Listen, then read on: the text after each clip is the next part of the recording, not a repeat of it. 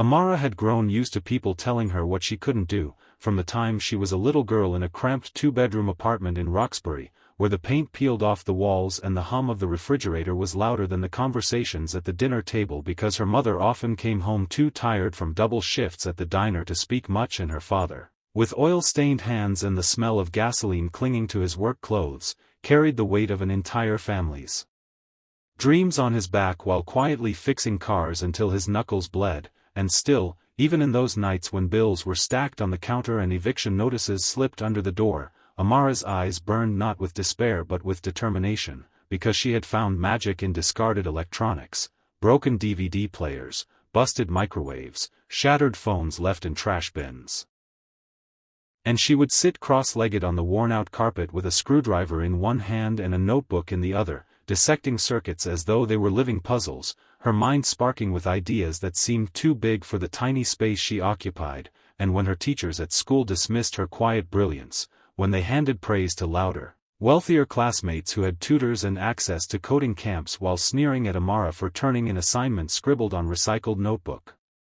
paper, she bit her tongue and worked harder, because she understood something they didn't. Brilliance doesn't come from privilege, it comes from persistence, from bleeding for an idea even when the world is laughing at you. And by the time she was 12, she had built her first moving robot from the guts of an old vacuum cleaner, its wheels squeaking across the kitchen linoleum, startling her mother into dropping a plate. But after the shock came pride, a tired smile breaking through her mother's exhaustion as she whispered, "Baby, don't let anyone tell you you don't belong," words Amara would later cling to like armor as she entered high school, and the whispers around her grew sharper, harsher, more deliberate, classmates mocking her thick braids, her accent when she got nervous during presentations, the thrift store shoes she wore, and especially her audacious dream of going to MIT, because whenever she said the letters out loud, kids would laugh and say things like, "MIT isn't for girls like you," or, "Do you even know how much it costs?" And once, a teacher,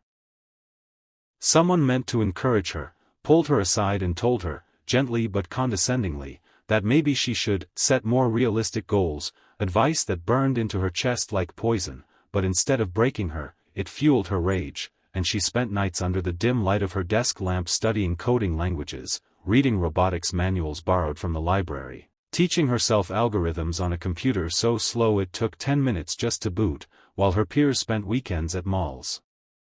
and parties. And though she often felt the ache of loneliness, she also felt the fire of purpose, the quiet, searing belief that she was building something no one could take away. And when she finally got the acceptance letter, white envelope, bold black letters from the Massachusetts Institute of Technology, she didn't scream, didn't cry, didn't run to post it online like others might have. She simply sat on her bed, clutching it in trembling hands, hearing her mother sob quietly in the doorway, hearing her father clear his throat to hide his own tears, because they all knew what this meant. The girl who wasn't supposed to make it was about to walk into one of the most elite institutions in the world, and still, on her very first day on campus, walking across the gleaming atrium floors, staring up at walls lined with plaques of Nobel laureates and inventors, she could feel the eyes, the invisible stares, the weight of being the girl who didn't belong, because around her were students with pedigrees she couldn't imagine, children of CEOs, legacies of alumni, geniuses who had attended prep schools in Switzerland, and she overheard snippets of conversation that reminded her she was still an outsider. "She looks lost. Do you think she's a scholarship case? She won't last a semester." And though each word cut deep, Amara's spine straightened, her chin lifted, because she knew why she was here. And when the robotics qualifying trials were announced, she saw her chance to prove not just to them but to herself that she wasn't just good enough, she was the best. So she spent every spare second in the lab, soldering circuits until her fingers blistered, coding until her eyes blurred, building a squat, unimpressive-looking machine out of parts she had scavenged, refined, perfected, a robot that didn't gleam with polish but pulsed with brilliance. And on the morning of the competition, as she wheeled it into the grand hall filled with competitors who whispered and chuckled at the sight of her project, she remembered all the nights in her childhood room, all the words of doubt hurled at her, all the sacrifices of her parents, and she whispered, "For you, Mom, for you, Dad," before stepping to the starting line, where the boy beside her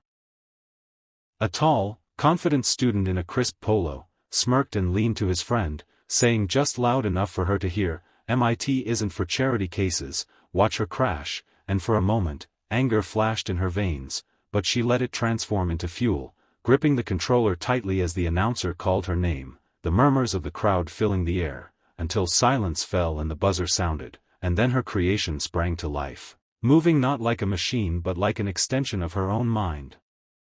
Weaving through barriers, gliding up ramps, ducking under obstacles with uncanny precision, every twist and turn executed flawlessly, and the crowd leaned forward, jaws slack, as the seconds ticked by, because this wasn't just a robot, it was years of doubt, sweat, sacrifice, and brilliance crystallized into motion, and when it crossed the finish line in 1 minute and 56 seconds, shattering the previous record by more than 2 minutes. The room erupted into gasps and cheers, professors leaping from their seats, students staring in disbelief, timers flashing to confirm what seemed impossible, and in that thunderous moment of triumph, as Amara straightened her back and met the stunned gaze of the boy who had mocked her, his smirk dissolved into silence, she realized that she hadn't just proven she belonged at MIT, she had redefined what belonging meant. And though she didn't smile, though she didn't gloat, the quiet fire in her eyes said everything. They told her MIT wasn't for girls like her, but in less than 2 minutes she had made it undeniably, irrevocably hers.